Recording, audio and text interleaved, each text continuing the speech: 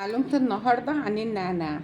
لو عاوزة تحفظي نعناع وبتحبي تشربيه فريش زي كده، لا اما في علب تبروير تستخدميها بتحافظ عليه بيبقى زي الفل. النعناع دون عندي من اسبوع، ده من يوم الخميس اللي فات. يعني ما شاء الله عليه، كل اللي دبلت مثلا نهاية العنق كده، انما هي زي الفل اهي. طب انا ما عنديش علب تبروير او غالية او ايا كان، اجيب ورق زبدة زي ده واكون مجففاه. النعناع ناشف خالص، هيحفظوا برضو نفس المدة.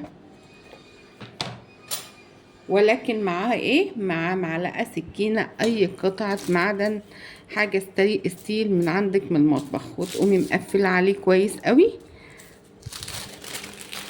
بالشكل ده، وتحطيه على رف التلاجة. هيتحفظ معاكي ويبقى زي الفل. ولو كمية كبيرة، بعد ما تلفي بورقة الزبدة، تجيبي فوطة مطبخ زي دي كده، وتقومي لفاه بعد كده بفوطة المطبخ عشان تحفظيه بس من رطوبة التلاجة اهو.